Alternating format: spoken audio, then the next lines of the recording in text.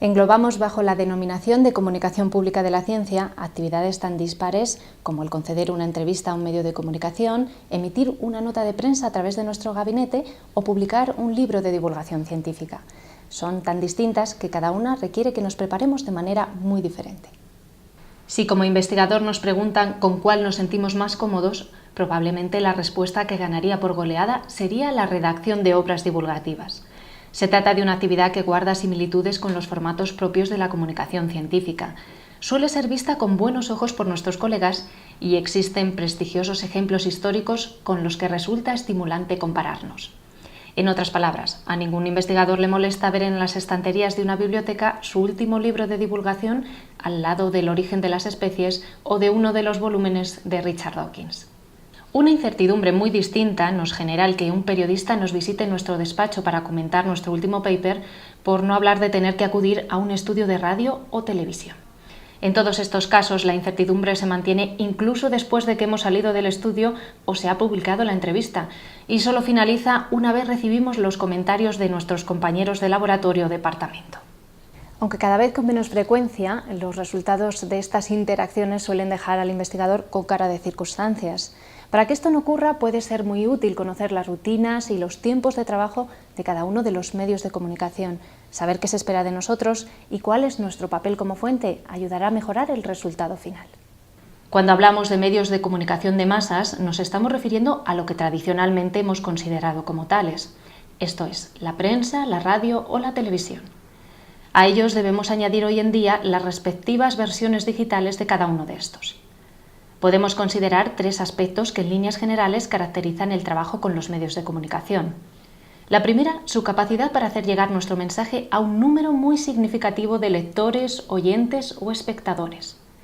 La segunda se relaciona con el papel que han desempeñado los medios en el desarrollo de las sociedades modernas, lo que los ha convertido en un referente cultural cuyas prácticas hemos interiorizado casi sin darnos cuenta. En otras palabras, nos hemos acostumbrado a que nos cuenten las noticias de una determinada manera. Y la tercera es que la incorporación de un determinado contenido a los medios tradicionales es el resultado del trabajo de mediación que desarrollan los periodistas.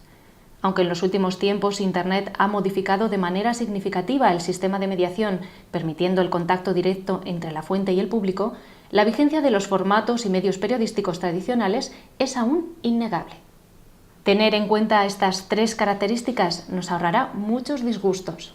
Debemos ser conscientes, por tanto, de que lo que contemos llegará a un público muy amplio, pero también diverso en cuanto a sus intereses, formación, atención, etc., que va a ser filtrado por un profesional de los medios, quien se centrará en destacar los factores que determinan la relevancia noticiosa de un hecho, distintos en muchas ocasiones a los que marcan su relevancia científica. Y que dicho contenido será percibido por el público de manera muy distinta en función del tipo de medio a través del que se emita y el formato final que adopte. No es lo mismo que nos dediquen 5 minutos de una entrevista en una radio local que un reportaje en el dominical de una de las grandes cabeceras de prensa nacionales. De la misma manera que nuestra actitud, nuestras declaraciones y los materiales que suministremos al medio para hacer más comprensible nuestro mensaje variarán si lo que nos proponen es realizar un documental sobre nuestra investigación o si nos invitan a participar en un magazine de corte humorístico tipo El Hormiguero. Pero vamos por partes. ¿Qué va a considerar un periodista como una noticia científica? ¿Qué es una noticia? Bueno, pues los periodistas tenemos una serie de criterios para evaluar que un hecho merece ser noticia. En la ciencia no es muy diferente que en otros campos. Por ejemplo, tenemos el criterio de actualidad, es decir, un hecho para que sea noticia tiene que ser una novedad, tiene que haber ocurrido hoy o hace muy poco. Eso en ciencia pues está muy claro, tenemos novedades en las revistas científicas o tenemos nuevos proyectos de investigación que se ponen en marcha. Otro criterio importante es el de relevancia, es decir, para que algo sea noticia tiene que tener un interés público notable. En ciencia muchas veces tenemos investigaciones que desde el punto de vista científico pueden ser muy relevantes, pero posiblemente tengan mucha más trascendencia si tienen que ver con problemas directamente importantes para la sociedad, como puede ser la salud o el cambio climático. Para apoyarnos en todo esto, pues evidentemente tenemos que acudir a fuentes fiables. En el caso de la ciencia está muy claro que los papers, la revisión por pares, pues nos da esa fiabilidad a la hora de construir nuestros argumentos. Y por citar algún criterio más que solemos utilizar a menudo, pues tenemos el criterio de cercanía. Normalmente cualquier suceso, por ejemplo, o cualquier noticia de política que ocurre en España para un ciudadano español es mucho más relevante que si ese mismo hecho ocurre en China. Bueno, pues también ese criterio de cercanía en ciencia se puede aplicar y muchas veces bueno, pues conocer lo que hacen en el laboratorio que tenemos muy cerca de nuestra casa puede ser para el ciudadano mucho más interesante que lo que ocurre lejos en otros países. Teniendo esto en cuenta, nosotros mismos podremos evaluar si el objeto de nuestra investigación resultará interesante a los medios y qué datos podemos destacar durante nuestra conversación para conseguir que el enfoque con el que finalmente se presente el texto no ofrece una visión distorsionada de nuestro trabajo o nuestros resultados. Nos ayudará también conocer los tiempos de trabajo con los que cuenta nuestro interlocutor y saber el tiempo o espacio que planea dedicarle a nuestra información. El tiempo de intervención en la radio tiene que ver mucho con dos conceptos, el de escuchar y el de oír. Oímos mucha radio, pero escuchamos al tiempo muy poca radio. De ahí que aquello que se diga en la radio tiene que ser interesante y tiene que ser conciso y tiene que estar llamado precisamente a reclamar la escucha de nuestros oyentes. Cuando un científico habla para un medio audiovisual, se pone delante de una cámara, acude a una televisión, tiene que tener muy claro que en cierta medida pues, el medio audiovisual va a condicionar su mensaje. Tiene, en primer lugar, que tener muy claro lo que quiere contar, ser capaz de sintetizarlo, de pensarlo, de escribirlo en una sola frase y luego a la hora de transmitirlo, pues transmitir esa concisión, esa sencillez y también bueno, pues utilizar un vocabulario que llegue a un público muy heterogéneo, como es el público, por ejemplo, de una televisión, un público muy amplio. Y otra característica que hay que tener en cuenta cuando un científico, un investigador se pone delante de una cámara o acude a una televisión es que no siempre es necesario contarlo todo y entrar en un detalle muy exhaustivo del relato, del mensaje que queremos transmitir, porque posiblemente ese vídeo, esa entrevista, ese reportaje, posiblemente no, casi con toda certeza, venga ilustrado con otros recursos, con otras imágenes, con otros elementos gráficos que conformen toda la producción y que ilustren también y enriquezcan lo que queremos contar, ¿no? Y el género periodístico con el que se presentará finalmente al público. Podríamos definir los géneros como una serie de plantillas imaginarias, una serie de convenciones que ayudan a los comunicadores a organizar mejor lo que quieren contar. Los géneros determinan el enfoque, el estilo o la duración de un producto comunicativo.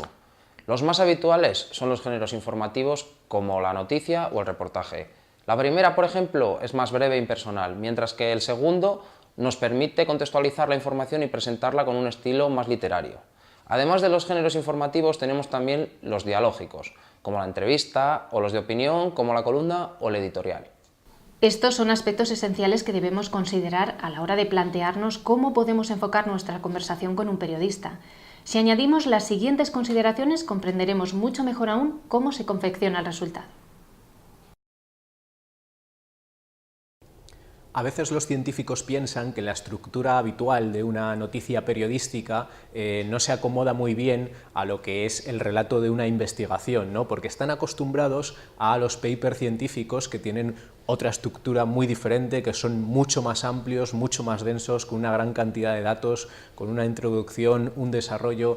Bien, pues en periodismo eso no puede ser así. Tenemos la estructura de la pirámide invertida y también puede ser adecuada para contar la ciencia.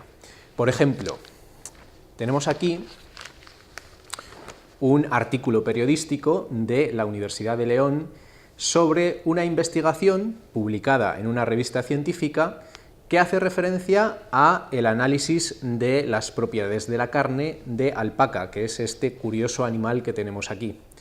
Bueno, pues vemos que el titular no sería, evidentemente, el mismo que tendríamos en una publicación científica y que el comienzo de la noticia pues tiene todos los elementos que nosotros consideramos importantes desde el punto de vista periodístico en una noticia. Es decir, quién, el qué, el cómo, el cuándo, pues aquí nos informa de que son los investigadores de la Universidad de León, en colaboración con Perú, los que desarrollan esta investigación, nos informa de qué trata la investigación, nos informa cuándo lo han realizado y nos informa el hecho noticioso, que es que se ha publicado en una revista científica. Tenemos aquí todos los elementos esenciales y luego se desarrolla la noticia aportando más datos, pero digamos que respetamos la estructura periodística y contamos perfectamente lo que es el hecho noticioso desde el punto de vista científico. El mundo de la radio ofrece sobre todo cercanía y credibilidad a los receptores. Nuestros oyentes están acostumbrados a recibir información, opinión, también a recibir compañía y mucho entretenimiento, pero sobre todo información y opinión. El mundo de la ciencia ofrece una información que para los oyentes es fundamental. Es uno de los aspectos que consumen con más interés. A veces, cuando un periodista se acerca a un investigador para que éste le cuente el trabajo en el que está inmerso, el investigador tiene ciertas reticencias porque su investigación puede estar protegida en proceso de patente o quizá está en un artículo revisado por pares que todavía no ha salido publicado o está restringido por algún tipo de contrato de confidencialidad. En estos casos, los investigadores no tienen por qué tener ese temor, porque pueden contar al periodista hasta donde ellos crean que es necesario sin necesidad de violar estas restricciones. Además, los periodistas están acostumbrados a las políticas de embargo y a tener cierta restricción a la hora de publicar información. Por ejemplo, las revistas científicas de gran impacto como Science o PLOS ONE envían a los periodistas informaciones embargadas de los artículos que van a publicar en las próximas semanas y el periodista tiene que respetar ese embargo y tiene que esperar a publicar esa información hasta que la revista publica su último número. No siempre debemos hacer caso al refranero, pero en ciencia suele cumplirse eso de que una imagen vale más que 1000 palabras. En muchas ocasiones los investigadores cuentan con recursos gráficos espectaculares o un tanto curiosos con un potente valor informativo que pueden ayudar a mejorar y comprender los conceptos que son complejos o que simplemente llamarán la atención de nuestros oyentes, lectores o espectadores. Facilitar dichas imágenes a los periodistas ayudará sin duda a posicionar nuestra información dentro del medio. En septiembre de 2011, una rueda de prensa conmovía a la comunidad científica internacional. Parecía que los neutrinos habían desbancado en velocidad a los fotones. El CERN lo hacía público a través de distintos medios de comunicación. Apenas 6 meses más tarde, Giovanni Amelio Camelia, responsable del experimento, tuvo que desdecirse públicamente y admitir que los resultados se debieron a pequeños errores de cálculo. Cuando Camelia respondió a las críticas por haber hecho públicos los resultados antes de haberlos sometido al escrutinio de la comunidad científica, solo tuvo que dar un dato. Desde la rueda de prensa en el mes de septiembre se habían conducido más de 200 experimentos para comprobar la validez de dichos resultados, lo que había ahorrado al CERN años de trabajo y miles de euros.